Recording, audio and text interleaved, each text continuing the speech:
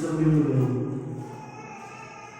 మరొక ఆదివారం దేవుడు మనకిచ్చి ఆయన సన్నిధిని మనం ఈ విధంగా ఉంచడానికి దేవుడు దయచేసిన రెండు చేతులు బయటకి స్తోత్రం చేద్దాం.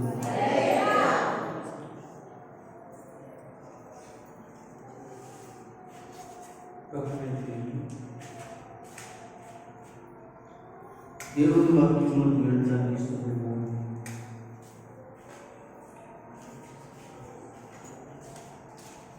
అందరూ బయటకు తెచ్చి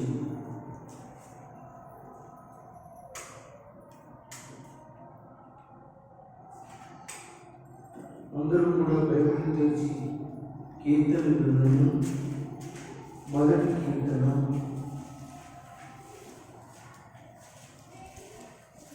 అందరూ తెచ్చి చూడండి.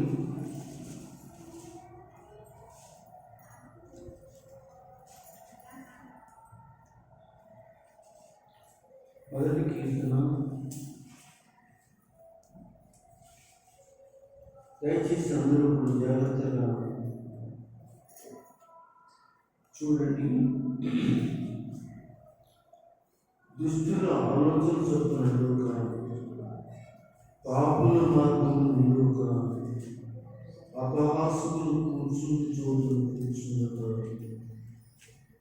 యెహోవా ధర్మశాస్త్రము యెహోవా ధర్మశాస్త్రమును ఆనందించు, దివారాత్రము దానిని ధ్యానించువాడు ధన్యుడు. అతడు నీటి కాలంలో ఎవరు నాటబడింద ఆకువాడక తన కాలంలో కరమించి చెప్పవలే ఉంది. అతడు చేనినంతయు సఫలము. దుష్టులు అలాగే ఉండక గాలికి చెదరగొట్టు పొట్టువలే ఉంది. కాబట్టి న్యాయవంశంలో దుష్టులను, నీతిమంతుల సభలో పాపులను నిలవదు. దుష్టుల మార్గం నాశనములకు నడుపును. దేవుడు ఈ వాక్యము దీవించును గాక. ప్రభువును దేవుని యొక్క బిడ్డలారా మీరు గమనించింది, ఈ యొక్క మొదటి కీర్తన అనేది అందరికీ తెలిసిన కీర్తన. ఇది కంఠస్థము కలిగిన కీర్తన. ప్రతి ఒక్కరూ కూడా ఈ కీర్తనను ధ్యానించిన వాళ్ళు కానీ ధ్యానించిన వారు ఎవరు ఉండదు. కనుక దేవుని వాక్యం ఈరోజు మనతో ఏం మాట్లాడుతుందో మనం ధ్యానం చేద్దాం. ఇక్కడికి వచ్చిన వాళ్ళందరూ కూడా బాప్తీసం తీసుకున్న వాళ్ళు, మారుమనస్సు పొందిన వారు, యేసు క్రీస్తు ప్రభుల వారి యొక్క రక్తంలో కడగబడిన వారు. యేసు క్రీస్తు ప్రభుల వారి యొక్క రక్తంలో కడగబడిన వారు. ఈ రోజున మనం నేర్చుకోబోతున్నట్టు మాటలు ఏంటి అంటే, నీతిమంతుల గురించి మనం ధ్యానం చేయబోతున్నాం.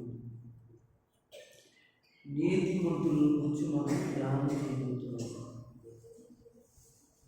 నీతిమంతులు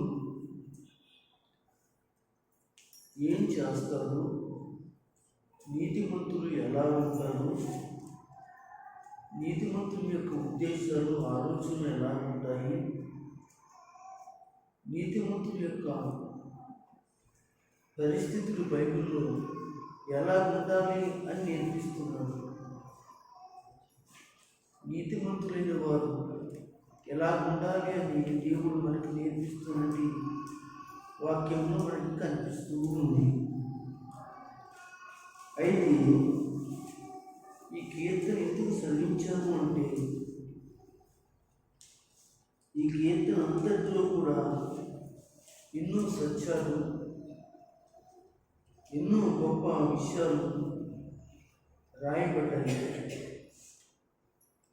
అయితే ఇందులో 6 వచనాలు ఉన్నాయి.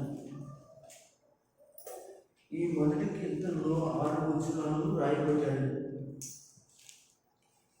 ఈ 6 వచనాలలో మనం ఒక వచనాన్ని ధ్యానం చేయబోతాం. అది కూడా ఆ వచనంలో ఒక లైన్ మాత్రమే మనం ధ్యానం చేయబోతాం. అందులో జాగ్రత్తగా ఈ కీర్తన, మొదటి కీర్తన జాగ్రత్తగా 6వ వచనాన్ని మీరు చూడండి. చూసి నాతో కలిసి చెప్పండి. నీతిమంతులు సభలో పాపము నిలువరు, నీతిమంతుల మార్గము యెహోవాకు తెలియను. నీతిమంతుల మార్గము యెహోవాకు తెలియను, దుష్టుల మార్గము నాశనములకు నడుపును. ఈ 6వ వచనంలో మరొకసారి నీతిమంతుల మార్గము యెహోవాకు తెలియను అని చెప్పబడింది. జాగ్రత్తగా మీరు ఈ సందర్భాన్ని ధ్యానం చేయాలి. ఈ సందర్భాన్ని మనం ఆలోచిద్దాము. నేను ముందుగానే చెప్పాను, దేవుని సంఘము అది సరిపిల్లలో ఉన్న, గణపూరంలో ఉన్న, భీమవరంలో ఉన్న, పశ్చిమ గోదావరి జిల్లాలో మన భారతదేశం ఎక్కడున్నా క్రైస్తవ సంఘం లేక దేవుని సంఘం ఉన్నటువంటి వాళ్ళందరూ యేసుక్రీస్తు వారి యొక్క నామమున నీతిమంతులుగా తీర్చబడినటువంటి వారు అనేక మంది సంఘాలలో ఉన్నారు, సహవాసం చేస్తున్నారు. అయితే మనం నేర్చుకోవాల్సిన విషయం ఏమిటి అంటే, నీతిమంతులు, వాక్యం చెప్తుంది, నీతిమంతులు మార్గము యెహోవాకు తెలియను. అసలు నీతిమంతులు అంటే ఎవరు? అది ముందు మనం తెలుసుకుని, ఈ నీతిమంతులు ఏం చేస్తారు, ఈ నీతిమంతులు ఏం చేయాలి, ఈ నీతిమంతులు ఎలా ఉంటారు మన బైబిల్లో ద్వారా మనం ఎలా ఉండాలి అనే దాని గురించి మనం నేర్చుకోవడానికి ఇష్టపడదాం. నీతిమంతులు అంటే దేవుని బిడ్డలారా, ఒక పాపంలో ఉన్నప్పుడు, ఒక దుర్మార్గంలో ఉన్నప్పుడు, ఒక దొంగతనం ఉన్నప్పుడు, ఒక నరహంతకుడు హత్యలు చేస్తున్నప్పుడు, ఒక అపవిత్రుడుగా ఉంటున్నప్పుడు, ఇలా లోకంలో అనేక రకాలైన జీవితాలు దేవునికి దూరమై లోకంలో బతుకుతున్న వారు అనేక మంది ఉన్నారు. అయితే వాళ్ళందరూ కూడా పాపులని,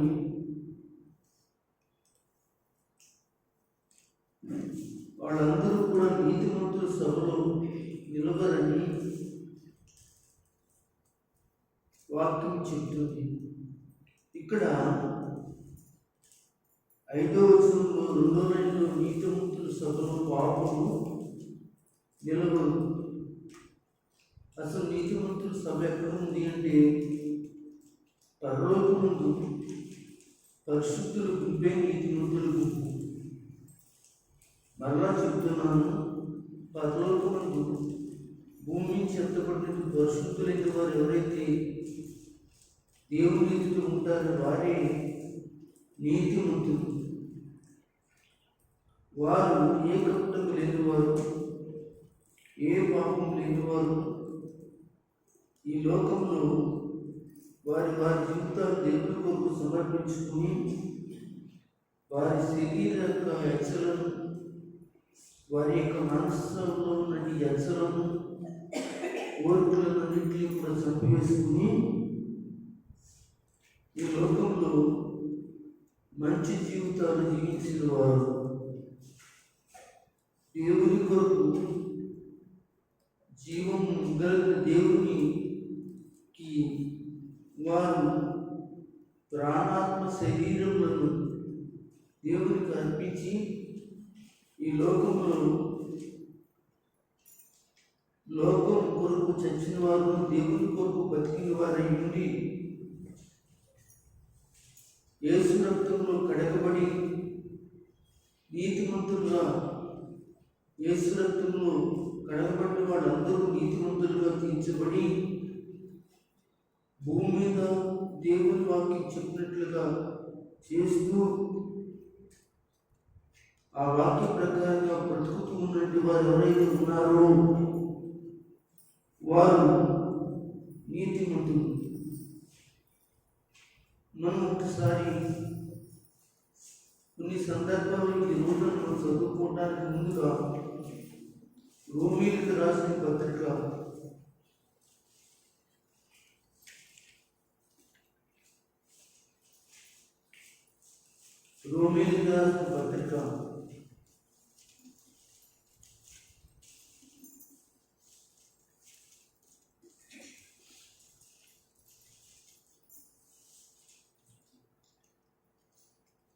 12వ అధ్యాయం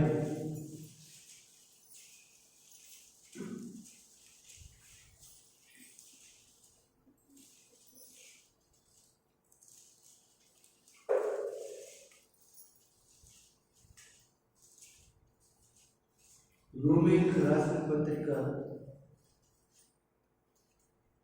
12వ అధ్యాయం 2వ వచనాన్ని చదవండి.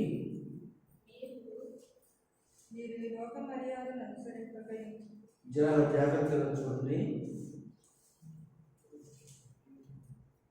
చాలా జాగ్రత్తగా చూడండి. మీరు ఈ లోక మర్యాదను అనుసరింపకయు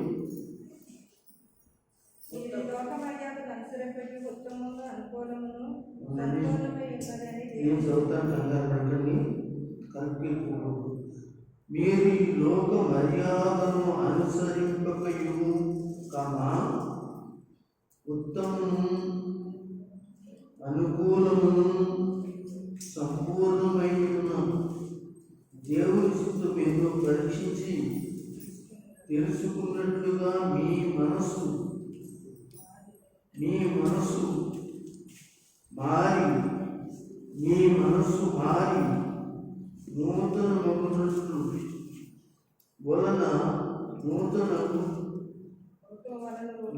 మగుట వలన రూపాంతరము పొందెదరు. దేవునికి స్తోత్రం. ఈ మాట ఎంతమందికి అర్థమైందో నాకు తెలియదు, కానీ నీతిమంతులైన వాడు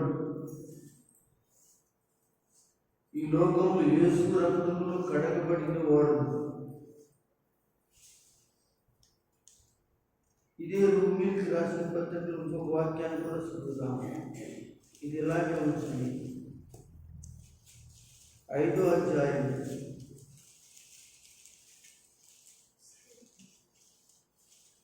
1వ వచనం చదువుతాం. జాగ్రత్తగా చూడండి.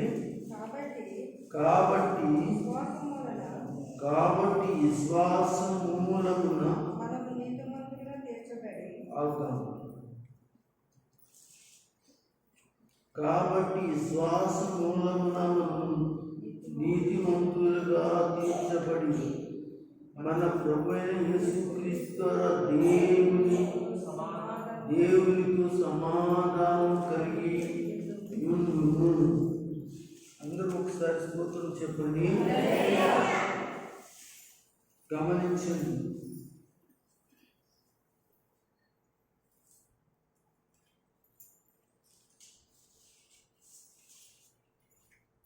ఈ రోమీయులకు రాసిన పత్రిక 5వ అధ్యాయంలో నీతిమంతుల గురించి మాట్లాడుతున్నారు. దైవజనులు నీతిమంతుల గురించి మాట్లాడుతున్నారు. ఈ లోకంలో ఉన్నవాళ్ళు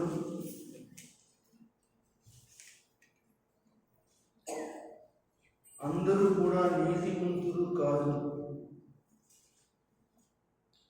మీరు అనుకోవచ్చు, చాలామంది పుణ్యకార్యాలు, దాన కార్యాలు, ఇలా ఎన్నో కార్యాలు చేస్తారు కదండి.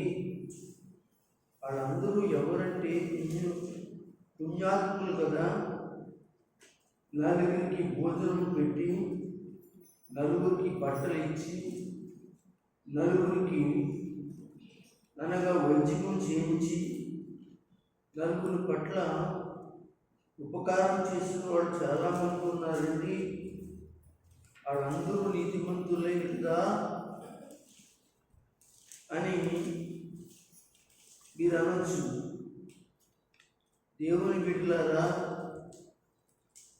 ఇవన్నీ కూడా లోక సంబంధమైన నీతి కార్యాలు. ఇవన్నీ ఇప్పుడు చెప్పాను చూసారా, అవి లోక సంబంధమైన నీతి కార్యాలు. ఆ నీతి కార్యాలు నిన్ను నీతిమంతులుగా చేయవు. ఆ నీతి కార్యాలు నిన్ను పరిశుద్ధుడిగా చేయవు. ఆ నీతి కార్యాలు నిన్ను పవిత్రపరచవు. మరి నువ్వు నీతిమంతుడిగా ఉండాలంటే ఏం జరగాలి? పవిత్రుడైన యేసుక్రీస్తు వారి యొక్క శిలువ రక్తంలో నువ్వు కడగబడాలి. పవిత్రమైన శిలువ రక్తము యేసుక్రీస్తు 2000 సంవత్సరాల కిందట ఆయన యెరూషలేములో గొల్గొతా కొండ మీద ప్రాణాన్ని అర్పించే ముందు ఆయన ముళ్ళ కిరీటం పెట్టబడి, కొరడాలతో కొట్టబడి, రక్తాన్ని కాచి మేకులి చేత కొట్టబడి, సిలువేయబడి, సర్వమానవాళి కొరకై తన రక్తాన్ని ఆయన సిందించాడు. మరి ఆ రక్తమే నిన్ను నీతిమంతులుగా చేస్తూ ఉంది, చేస్తాది కూడా. మరి ఆ రక్తం నిన్ను నీతిమంతులుగా చేయాలంటే నువ్వేం చేయాలి? తిరిగి మనం అప్పుడు ఆ కాలానికి వెళదామా? యేసు ప్రభు వారు ఆ కాలంలో శిలువ రక్తాన్ని కాచారు కనుక ఆ రక్తం ఎక్కడ ఉందో మనం వెతికి మనం ఆ రక్తం చేత స్నానం చేద్దామా? చెప్పండి. మనకి అలాగే ఆన్సర్ వస్తుంది, అలాగే మనకి అనుమానం వస్తుంది. అందుకే దేవుడు ముందుగానే రాయించి ఉంచేమన్నాడంటే, రోమీయులకు రాసిన పత్రికలో 5వ అధ్యాయం 1వ వచనంలో, కాబట్టి ఏం బట్టి ఏం బట్టి ఒకప్పుడు యేసు ఏమయ్యాడు? నీ కొరకు చనిపోయాడు, రక్తం కాచాడు. కాబట్టి ఆయన శిలువలో ఆయన మేకులు కొట్టబడి తన రక్తాన్ని అంతా చిందాడు. కాబట్టి నువ్వేం చేయాలంటే ఇప్పుడు విశ్వాసం ఉంచాలి, నమ్మాలి.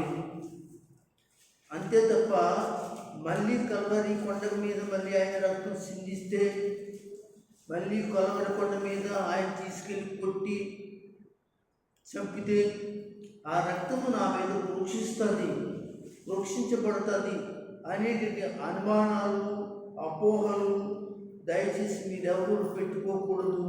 అది కరెక్ట్ కాదు. మనము అప్పుడు జరిగిన కార్యం, అప్పుడు కాచిన రక్తం, అప్పుడు కాచిన పవిత్రమైన యేసు రక్తం ఏదైతే ఉందో, ఇప్పుడు నీవు నమ్మితే, విశ్వాసం ఉంచితే ఆ విశ్వాసం మూలమున నువ్వేం చేయబడతావు? నీతిమంతులుగా తీర్చబడతావు. ఇది దీనికి సరైనది అర్థం. అందరూ స్తోత్రం చెప్పండి. అర్థమైందండి? కనుక దేవుని బిడ్డలారా, ఈ విధంగా దేవుడు లోకమంతటినీ కూడా ఆయన యందు విశ్వాసం ఉంచమని చెప్పాడు. అప్పుడు మీరు నీతిమంతులుగా తీర్చబడి నిత్య జీవంలోనికి వెళతారు.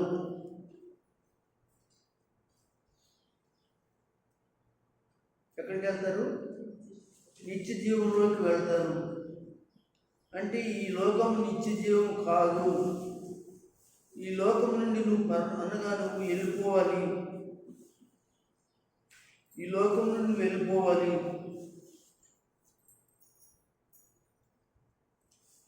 వెళ్ళిపోయే ముందు నువ్వేం చేయాలంటే నిత్య జీవం కొరకు యేసు రక్తంలో నువ్వేం చేయాలి? కడగబడాలి. నువ్వు కడగబడ్డాను అనడానికి నువ్వు ఆ నీతిమంతు రక్తము కొన్ని వేల సంవత్సరాల కిందటే ఆయన నా కొరకు కల్వరిలో రక్తం కార్చాడని విశ్వాసం ఉంచాలి. విశ్వాసం ఉంచిన వారందరూ కూడా నీతిమంతులుగా యేసు రక్తంలో కడగబడుతున్నారు. ఆమేన్ చెప్పండి.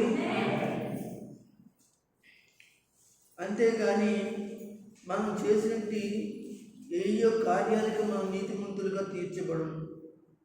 ఈ మాట ఎక్కడుంది? యెషయా గ్రంథంలో ఉంది. ఏ మాట?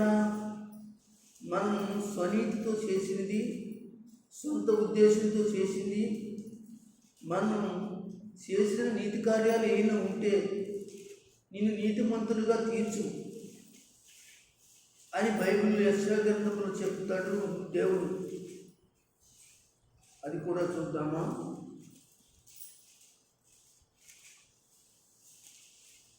యెషయా గ్రంథం తెరవండి.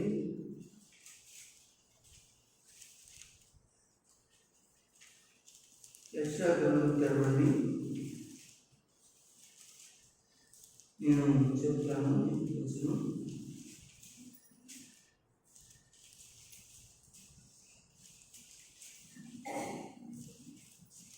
అందరూ తెరవండి. 64వ అధ్యాయం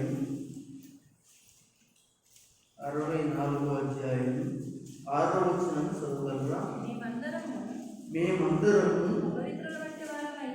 అపవిత్రులము వంటి వారమైంది. మేమందరము అపవిత్రుల వారమే అయితిమి.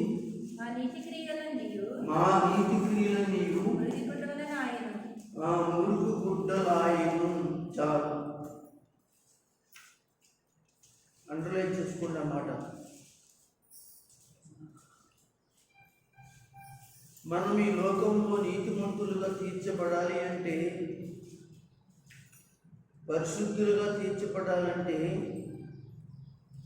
ఈ లోకంలో చేసే ఏ కార్యాలు కూడా నన్ను నీతిమంతులుగా చేయవు అని ఖచ్చితంగా బైబిల్ చెప్పినప్పుడు ఇక మనం నమ్మాలి. కనుక దేవుని సంగమా, నువ్వు నీతిమంతులుగా తీర్చబడాలి, నీతిమంతురాలుగా తీర్చబడాలి అంటే యేసు రక్తం మూలమునే, యేసును నమ్మి విశ్వాసం ఉంచడం వల్లనే, ఆయన కొరకు పాప క్షమాపణ కొరకు ఆయన ఈ లోకంలో చనిపోయి రక్తం కార్చాడని నమ్మితే ఆయన ఈ నీతిమంతుడుగా నీతిమంతురాలుగా చేస్తాడు ఆయన. అంతేగాని మనం అపవిత్రులు వంటి వారమైతివి. మన నీతి క్రియలు అందరూ స్తోత్రం చెప్పండి. నీతి క్రియలు అంటే బట్టలు ఇవ్వటం, డబ్బులు ఇవ్వటం, ఒకరికి సహాయం చేయడం, ఇలాంటి భోజనాలు పెట్టడం, ఆ దానాలు ఇవ్వటం, ఈ దానాలు ఇవ్వటం, ఇవన్నీ కూడా క్రియలు. ఈ క్రియల వల్ల మనం నీతిమంతులుగా తీర్చబడము. కానీ అవన్నీ కూడా దేవుని దృష్టికి ఎలా ఉన్నాయంటే మురుకు గుడ్డ వలె ఉందంటండి. ఆయనకి ఇష్టంగా లేవటండి. ఇప్పుడు మనుషుడు ఎలాగ నీతిమంతుడు అవ్వాలి అని అంటే ఇందాక రోమీయులకు రాసిన పత్రిక ప్రకారంగా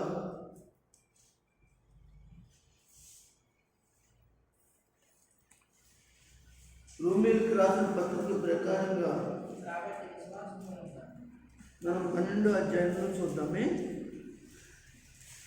మీరు ఈ లోక మర్యాదను అనుసరింపక ఏమనుసరింపకూడదండి? ఈ లోక మర్యాదను అనుసరింపవద్దు, ఉత్తమము అనుకూలము సంపూర్ణమై ఉన్న దేవుని చిత్తము ఏదో పరీక్షించి తెలుసుకున్నట్లుగా మీ మనసు మారి నూతన రూపాంతరం పొందాలి. దేవునికి మహిమ కలుగును గాక. దేవుని చిత్తం ఏమిటి అని తెలుసుకోవాలి. దేవుని చిత్తం ఏమిటి అంటే యేసు రక్తంలో కడగబడటమే దేవుని చిత్తము. అది నీ బిడ్డైనా, నీ భర్త అయినా, నీ బంధువైనా, నీ గ్రామస్తుడైనా, నీ యొక్క దేశస్థుడైనా యేసు రక్తంలో ఏం చేయబడాలి? కడగబడాలి. మరి రూపాంతరం పొంది మారు మనసు పొంది అనగా వారి జీవితం దేవుని చిత్త ప్రకారంగా బ్రతకాలి. అయితే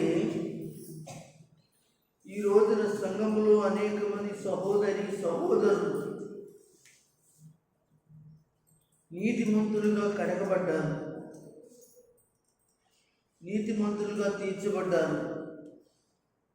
నీతిమంతులుగా తీర్చబడినటువంటి సోదరులారా, మళ్ళీ పాపంలో పడిపోకుండా జాగ్రత్తగా మీరు కాపాడుకోవడానికి వాక్యం చేత మీరు జాగ్రత్త చూసుకోవాలని మీకు నేను తెలియజేస్తున్నాను. మళ్ళీ పాపంలో పడిపోకుండా, మళ్ళీ నరకంలోకి వెళ్ళిపోకుండా పాపులై అయిన వారు నీతిమంతుల సభలో ఉండరని మనం 1 కీర్తన 6వ వచనంలో చూసినట్లుగా ఆ నీతిమంతులు సభే పరలోక రాజ్యంలో పరిశుద్ధులు గుంపని నేను తెలియజేయడం జరిగింది. అయితే నీతిమంతులు ఎలా ఉంటారు? బైబిల్ నుంచి కొన్ని సంగతులు చెప్తాం, మాట్లాడదాం. పరిశుద్ధాత్మను అడుగుదాం. పరిశుద్ధాత్ముడా అసలు నీతిమంతులు ఎలా ఉంటారు? యేసు రక్తంలో కడగబడిన వాళ్ళు ఎలా ఉంటారు? యేసు రక్తంలో కడిగి జీవించి బతికిన వాళ్ళు ఎలా ఉంటారు?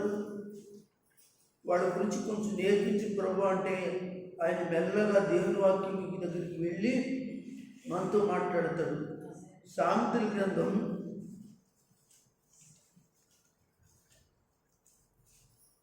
12వ అధ్యాయం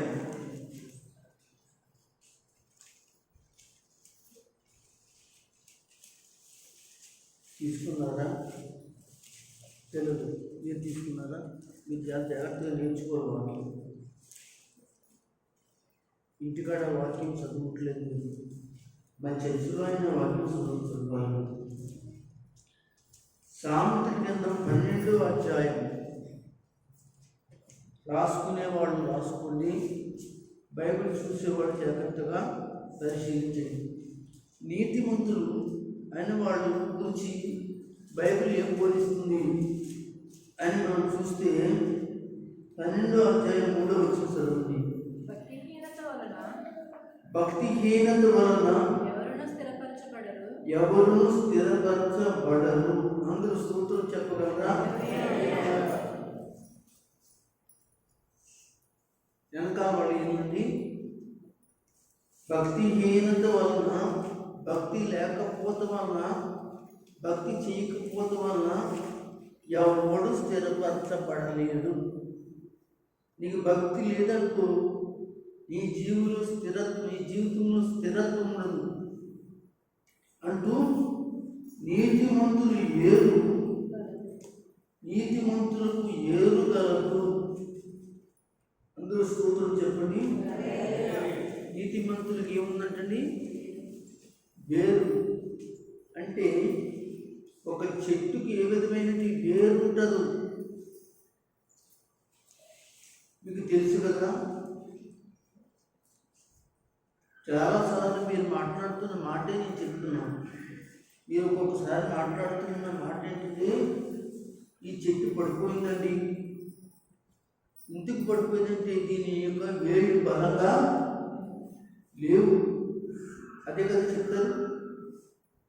అలాగే నీతిమంతుడైన వాడి యొక్క వేర్లు బలంగా ఉండాలి అనే దేవుని యొక్క ఉద్దేశం. అంటే నీతిమంతుడైన వాడు యేసు రక్తంలో కడగబడిన వాడు కనుక నీతిమంతుని యొక్క ఏర్లు ఎలా ఉంటుందంటే చాలా లోతుగాను చాలా బలంగాను, ఆ చెట్టుని లాగడానికి కూడా చాలా కష్టంగా ఉన్నట్లుగా నీతిమంతుడు అంత బలమైన వేరు తన్ని బలమైన ఏరు వేసుకుని అదే వాక్యం చేత, ప్రార్థన చేత, పరిశుద్ధ చేత, నీతి చేత బలంగా ఏరు తన్నుకుని ఉంటాడని తెలియజేస్తుంది కనుక యేసు రక్తంలో కడగబడి నీతిమంతులారా, యేసు రక్తంలో పవిత్రపరచబడిన వారులారా, నువ్వు ఎలా ఉన్నావు అనంటే గాలి వస్తే పడిపోయింది చెట్టు వేర్లు ఎలా ఉన్నావా? వరద వస్తే కొట్టుకుపోతున్న చెట్లు, పడిపోతున్న చెట్ల వల్లే ఉన్నావా? దయచేసి నువ్వు నీతిమంతుడు అని, నువ్వు బలంగా ఉండాలని దేవుని వాక్యం సెలవిస్తుంది. మనం ఇంకా కొంచెం చూసుకుందాం. దేవుని వాక్యం సామెతల గ్రంథము 12వ అధ్యాయం 5వ వచనాన్ని కూడా చదువుతాం.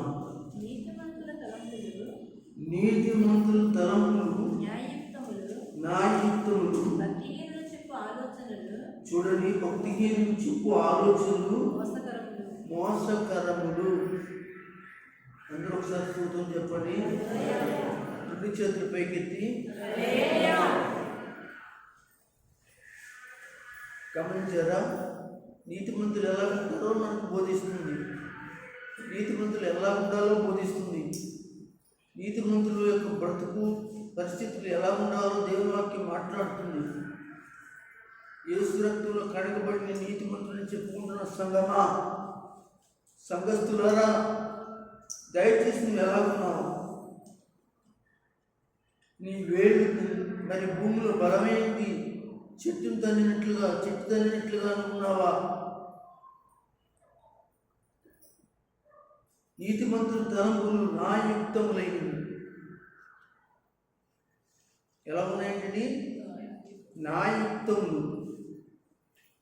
నువ్వు మాట్లాడే ప్రతి మాట చాలా న్యాయంగా ఉండాలి. నువ్వు న్యాయవంతురాలుగా ఉండాలి, నువ్వు న్యాయవంతుడుగా ఉండాలి. భక్తిహీనుల వలె, దేవునికి దూరమైన వాడి వలె మాట్లాడకూడదు. అలాంటి వాళ్ళు ఎలా మాట్లాడతారో కూడా చెప్పి మాట్లాడుతున్నాడు ఆయన. భక్తిహీనుల యొక్క చెప్పు ఆలోచనలు ఏవైతే ఉన్నాయో అవి మంచివి కాదు, మోసకరమైనవి. సంగమా, మోసకరమైన మాటలు నువ్వు మాట్లాడుతున్నావా? మోసకరమైన మాటలకు నువ్వు పడిపోతున్నావా? దయచేసి నువ్వు పడొద్దు, మోసకరమైన మాటలు మాట్లాడొద్దు. దయచేసి నీ తలంపులు, నీ యొక్క ఊహలు, నీ మాటలు ప్రతి ఒక్కరికి న్యాయం కలిగినట్టుగా ఉండాలి, మంచి చేసినట్లుగా ఉండాలి, యథార్థంగా ఉండాలి. అదే దేవుడు నీతిమంతులు కోరుకునేది. కనుక దేవుని బిడ్డలను మీరు గమనించండి.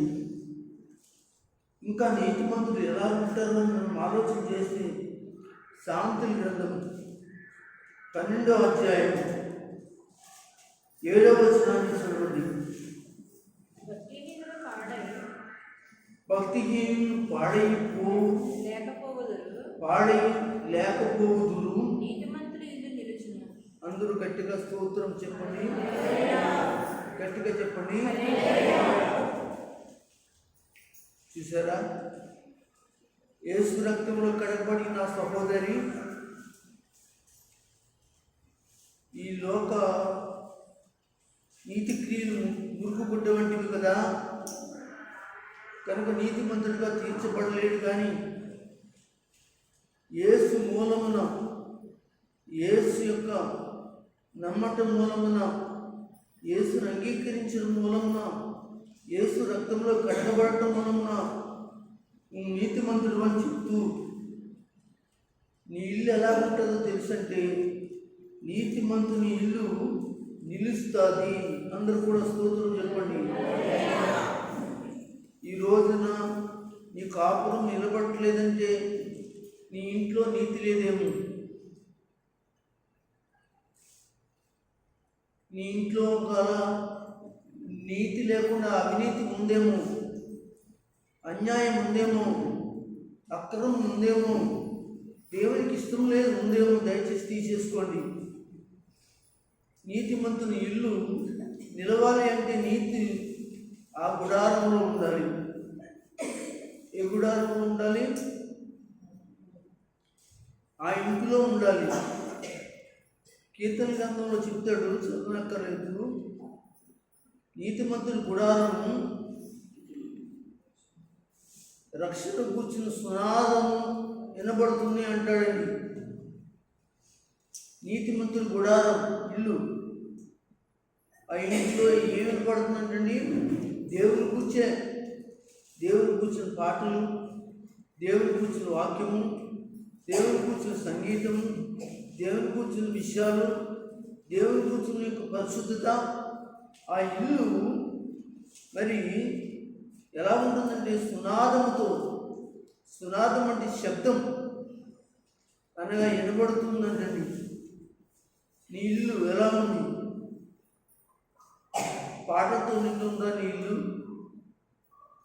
ప్రార్థనతో నిండి ఉందా నీ ఇల్లు? ప్రార్థనతో నిండి ఉందా నీ ఇల్లు? వాక్యంతో నిండి ఉందా నీ ఇల్లు?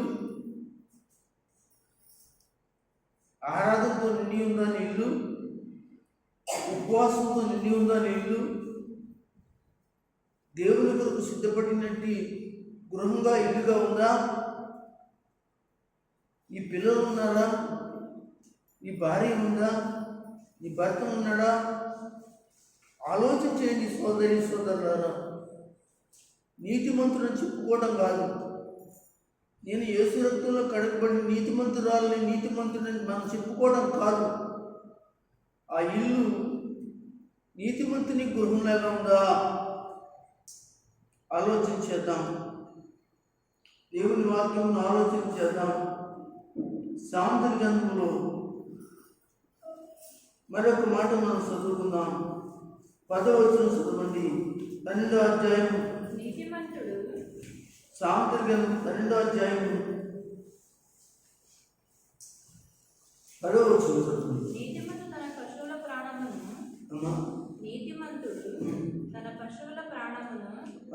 నీతిమంతుడు తన పశువుల ప్రాణమును దయతో చూచును. వాత్సల్యం దేవునికి స్తోత్రం.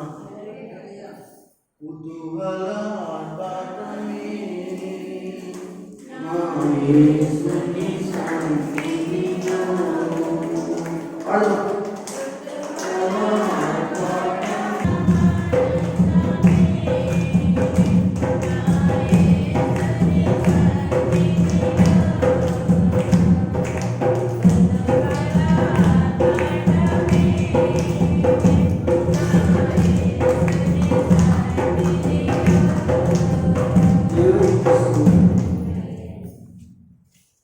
చూసారా? ఈ సామెతల గ్రంథం 12వ అధ్యాయంలో నీతిమంతుడు తన పశువుల ప్రాణముని ఎలా చూసుకుంటాడంటే దయతో చూసుకుంటాడంట. ఏమండి? పశువులు గలవాడు, మేకలైనా, గేదెలైనా, కోళ్ళైనా, కుక్కలైనా, పావురాలైనా, ఇలా రకరకాల యొక్క పక్షులు, జంతువులు ఏది ఉన్నాయో వాటన్నిటిని కూడా ప్రాణ వాటికి ఏమైందనుకోండి, తన ప్రాణం పోయినట్టు అయిపోతాడండి. కొంతమంది కుక్కలు పెంచుకున్న వాళ్ళు, ఆ కుక్క చచ్చిపోయింది అనుకోండి, చాలా బెంగెట్టుకుంటారండి వాళ్ళు. దాని కొరకు కొంతకాలం చాలా బెంగగా ఉంటారు. అలాగే గొర్రెలు చచ్చిపోయినా, గేదెలు చచ్చిపోయినా, ఆవులు చచ్చిపోయినా చాలా వాటి మీద ప్రేమ పెంచుకుని చాలా భీతిగా ఉండి ఎంతగానో వాళ్ళు ప్రాణం కోల్పోయిన వాళ్ళే అయిపోతుంటారు. అయితే ఇక్కడ అంటున్నాడు, నీతిమంతుడు తన పశువులను ప్రాణము దయతో చూస్తాడట. నేను ఒక మాట చెప్తున్నాను దేవుని బిడ్డలారా, పశువులను అంత దయతో చూస్తాను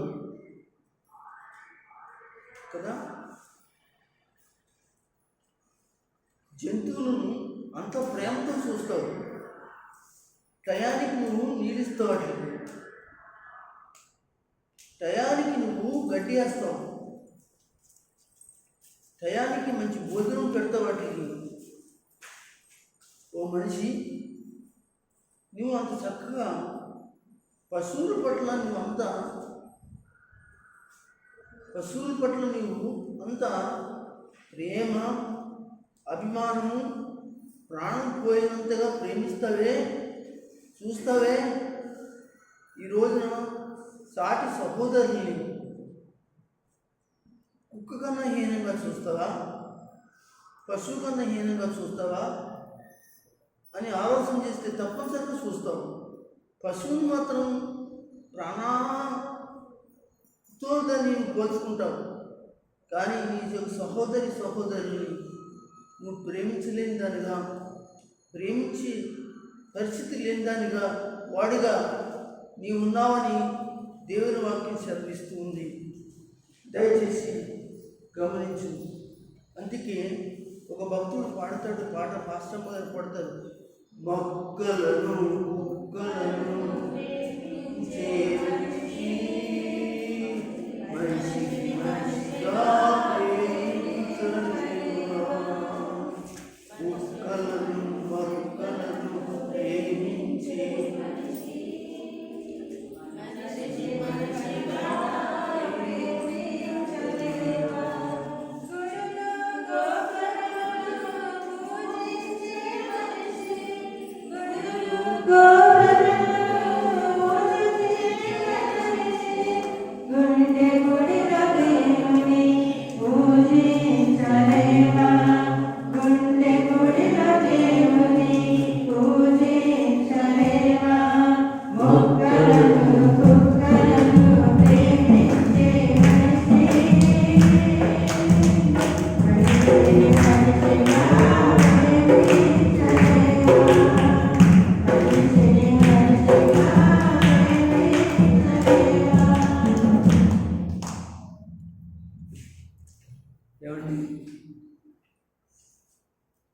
ప్రేమించద్దని నేను అంటలే, ప్రేమించాలి. నీ గేదెని ప్రేమించాలి, నీ ఆవుని ప్రేమించాలి, నీ కుక్కని ప్రేమించాలి. నీకున్న పశువులన్నిటి కూడా ప్రేమించకపోతే వాటిని చూసుకోలేవు. నువ్వు ప్రేమించకపోతే వాటిని చూసుకోవడానికి నీకు చేయి రాదు. నీకు ప్రేమ ఉంటేనే చూడగలుగుతావు, దానికి మేత వేయగలుగుతావు. అయితే ఇక్కడ అంటాడు, నీతిమంతుడైన వాడు తన పశువులు ఏం చేస్తాడు, ప్రాణం దయతో చూస్తాడు. తన ప్రాణం వాటి మీద ఎంతగా ఉంటుందంటే ఎంతో దయతో ఉంటాడంటే. ఈ మధ్యాహ్న కాలంలో పశువులపై మీద ప్రేమ ఉన్నది సహోదరులారా, నీ యొక్క సంఘంపై నీ ప్రేమను చూపించు. నీ గ్రామం పైన, ఈ గ్రామం నశించిపోతున్న వారి పట్ల, ఈ దేశం మీద, ఈ దేశంలో ఉన్నటువంటి వారి నశించిపోతున్నటువంటి వారి పట్ల నీవు చూపించవలసిన దయ ఎంతో ఉందని, రక్షణ పొంది వాళ్ళు కూడా నీతిమంతులుగా తీర్చబడాలని దేవుడు కోరుకుంటూ ఉన్నాడు. ఇంకా కొంచెం మనం నీతిమంతుల గురించి మనం మాట్లాడుకుంటాకి ముందుకెళ్దాం. సామెతల గ్రంథము 12వ అధ్యాయం 12వ వచనం చదవండి. భక్తిహీనులు చెడ్డవారికి భక్తిహీనులు చెడ్డవారికి దొరుకు దోపుడు సొమ్మును అపేక్షించుదురు. నీతిమంతులు వేరు చిగుర్చును. దేవునికి స్తోత్రం. పై వచనానికి కింద వచనానికి చాలా డిఫరెన్స్గా ఉంటాయండి. సామెతల గ్రంథము భక్తిహీనుల గురించి ఒక వచనం చెప్తే మంచివాళ్ళ గురించి ఒక వచనం చెప్తుంది, అంటే ఒక లైన్ చెప్తుంది. సామెతల గ్రంథం అంతా కూడా చాలా జాగ్రత్తగా చూడండి. మంచి విషయం గురించి ఒకటి చెప్తే చెడ్డ విషయం గురించి మరొకటి చెప్తుంది. ఇక్కడ మనం గమనించినట్లయితే భక్తిహీనులు చెడ్డ వారికి దోపుడు సొమ్ము అపేక్షించును. ఇక్కడ ఏమంటాడంటే భక్తిహీనులు భక్తులు అయిన వాళ్ళ గురించి మాట్లాడుతూ అంటాడు, దోపుడు సొమ్ము కొరకు ఎలాగైతే అపేక్షిస్తారో. అందరూ స్తోత్రం చెప్పండి. ఏమండి, దోపుడు సొమ్ము కొంతమంది దొంగలు ఏం చేస్తారంటే దాచుకున్న సొమ్ములు ఏం చేస్తారు, దోసుకుంటారు. దొంగలే కాదు, ఇంట్లో కూడా ఉంటారండి దొంగలు. ఆ దొంగలు అంటే దేవుడు కూడా పట్టుకోలేడంట, దేవుడు కూడా ఎరగడంట అంటారు సామెత. అంటే సామెత ఎలా ఉంటుందంటే ఇంట్లో దొంగని ఈశ్వరుడు కూడా, అంటే దేవుడు కూడా కనిపెట్టలేడు. అలా ఇంట్లో దొంగలు కూడా ఉంటారండి. అయితే అంటే అపేక్షించడం,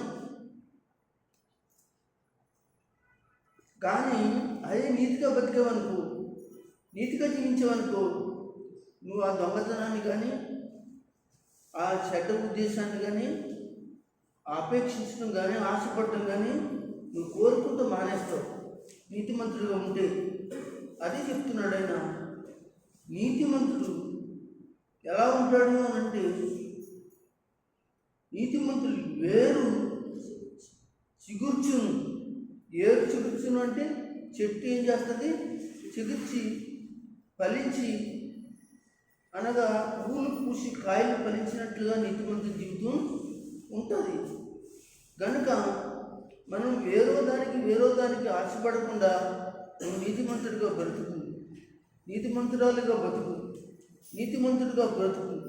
అప్పుడు నీ జీవితం దేవుడు ఫలింపచేసి నీకు ఆశీర్వాదకరమైన ఫలాలు ఇచ్చి నీ ఇంటిని నిండారుగా నీకు కావాల్సిన దేవుడు ఇస్తాడు. ఆమేన్ చెప్పండి. హల్లెలూయా, హల్లెలూయా. సామెతల గ్రంథము 12వ అధ్యాయం 13వ వచనం చదువుతాం. పెదవుల వలన దోషము అపాయకరమైన ఉరి, దేవునికి మహిమ కలుగును గాక. అందరూ స్తోత్రం చెప్పండి. నీతిమంతుడు ఏం చేస్తాడు, ఆపదను తప్పించుకుంటాడు. నీతిమంతురాలు అయితే నీతిగా జీవిస్తూ ఉంటే, నీ ఇంట్లో నీతి ఉంటే, నీ ఒంట్లో నీతి ఉంటే, నీకు అపాయం వచ్చినప్పుడు ఆ నీతిని ఏం చేస్తుంది, తప్పిస్తుంది. ఆ నీతి నేను తప్పిస్తుంది. ఎవరు తప్పించక్కర్లేదు. నీ కష్టం వచ్చినప్పుడు, నీ బిడ్డకి కష్టం వచ్చినప్పుడు, నీ కుమార్తెకి కష్టం వచ్చినప్పుడు, నీ యొక్క ఇంట్లో ఎవరికైనా సరే కష్టం వచ్చినప్పుడు నీతిమంతుడిగా ఉన్నావు కనుక, నీతిమంతురాలుగా ఉన్నావు కనుక అది తప్పనిసరిగా ఆ నీతి ఒక రోజున నీ జీవితంలో నీ కుటుంబానికి సహాయపడుతుందని వాక్యం చెప్తుంది. కనుక నీతిమంతులు ఆపద నుంచి తప్పించుకుంటారు. కనుక దయచేసి నువ్వు తప్పించబడాలి అని అంటే ఏదో చేయక్కర్లేదు. నువ్వు నీతిగా బ్రతకడం నేర్చుకో. యేసు రక్తంలో కడగబడు. దేవునికి మహిమ కలుగును గాక. అలాగే సామెతల గ్రంథము 12వ అధ్యాయం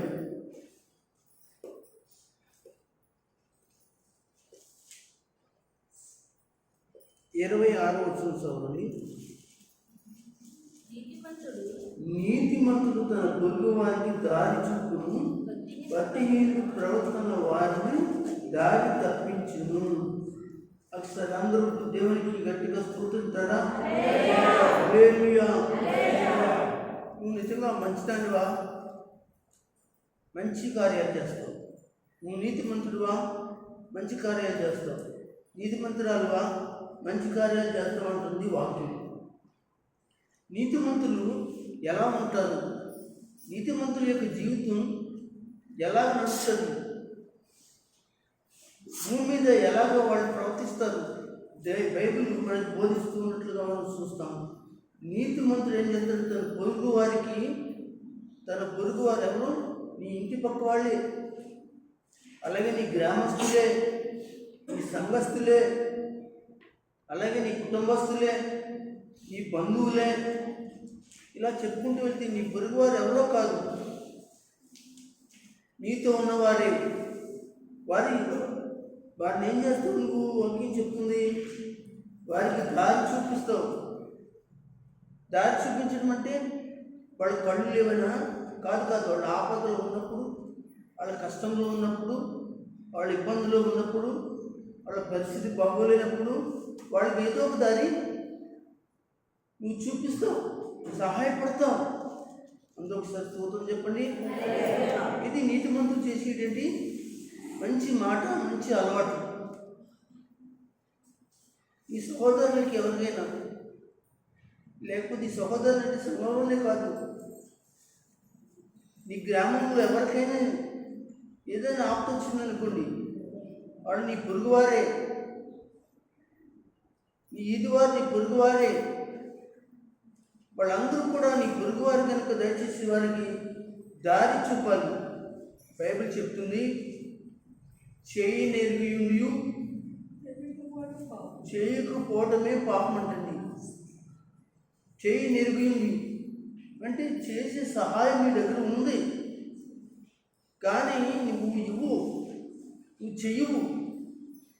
కానీ నువ్వు చేయకపోవడం వల్లే పాపం. నువ్వేమనుకుంటావు? నాకు తక్కువైపోద్ది అనుకుంటావు. ఒకవేళ నాకు ఇబ్బంది అయిపోద్ది అనుకుంటావు. దయచేసి నీతిమంతులారా, నీతి కలిగిన వారులారా, యేసు రక్తంలో కడిగబడిన వారా, దయచేసి నీ పొరుగు వారి పట్ల నువ్వు ఎలా ఉన్నావు? ఏమండి, నీ పొరుగువారి పట్ల, నీ గ్రామస్తుల పట్ల ఎలా ఉన్నావు? వాక్యం చెబుతుంది, నీ నీతిమంతురాలు ఎప్పుడూ కూడా తన పొరుగు వారికి దారి చూపిస్తుంది. కష్టంలో ఉన్నప్పుడు, బాధలో ఉన్నప్పుడు, మాట ద్వారాను, చేతి సహాయం ద్వారాను, లేకపోతే ఏదో ఒక ద్వారాను, ఏదో విధమైనటువంటి దారి చూపించడం జరుగుతూ ఉంటుంది. ఇది నీతిమంతులు చేసేటండి మంచి మంచి పనుల్లో ఇది ఉంటుందన్నమాట. మరొక మాట చదువుకున్నాము, 12వ అధ్యాయం సామెతల గ్రంథం 28వ వచనం. నీతి మార్గమందు జీవము కలదు. అమ్మా ఏంటి? నీతి మార్గమందు జీవము కలదు. నీతి మార్గమున జీవము కలదు. దాని త్రోవలో మరణమే లేదు. దేవునికి మహిమ కలుగును గాక. అందుకే నీ గ్రామాన్ని, నీ ఇంటి వారిని, నీ బంధువులను, నీ చుట్టాలను, నీ స్నేహితులను, అనేక మందిని దేవుని దగ్గరికి నడిపించండి. ఎందుకంటే వాళ్ళు ఎక్కడున్నారు? మరణంలో ఉన్నారు. వాళ్ళందరూ ఎక్కడున్నారు? మరణంలో ఉన్నారు. అంటే వాళ్ళు రెండవ మరణం, మొదటి మరణం శరీర మరణం, రెండవ మరణం ఆత్మ మరణం. వాళ్ళు నరకంలోకి వెళ్ళిపోకుండా ఏం చేయాలంటే, నీతిమంతులైన వారు దేవుని మార్గాన్ని ఏం చేస్తారంటే చూపించి జీవంలోనికి ఏం చేస్తారు? నడిపించటం అన్నమాట చేస్తారు. నువ్వు నీతిమంతుడువా? నీతిమంతురాలువా? దయచేసి నీకు బాధ ఉందా? వాళ్ళ పట్ల నీకు ఆలోచన ఉందా? వాళ్ళందరినీ నువ్వేం చేస్తావో తెలుసంటే, ఇదిగో జీవంలోనికి నడిపించు, నీతిమంతుడు అయి ఉంటే, నీతిమంతురాలు అయి ఉంటే కనుక నువ్వు ఇంతవరకు కూడా చాలా సంగతులు నీతిమంతుడు ఎలా ఉండాలి, నీతిమంతులు ఏం చేయాలి, నీతిమంతుల పట్ల దేవుడు ఏం చేయమని చెప్పాడు అనే విషయాలు మనము నేర్చుకోవడం జరిగింది. దేవుని చిత్తమైతే వచ్చే ఆదివారం నీతిమంతులకు కొలువు ప్రతిఫలం, ఇలా చేసేటువంటి వారు, ఇలా జీవించే వాళ్ళు ఎవరైతే ఉన్నారో, ఆ నీతిమంతులైన వారు ఎవరైతే ఉన్నారో వారికి దేవుడిని గురించి, ప్రతిఫలాల గురించి వచ్చేవారు మనం మాట్లాడుకున్నాము. కనుక నీతిమంతులుగా యేసు రక్తంలో కడగబడండి, నీతిమంతులుగా యేసుక్రీస్తు వారి యొక్క పవిత్ర రక్తంలో కడగబడి రాకడ కొరకు సిద్ధపడండి. దేవుని మాటలను అందరికీ దీవించి ఆశీర్వదించుగాక. రెండు చేతులు పెట్టి పూర్తిగా చెప్పండి.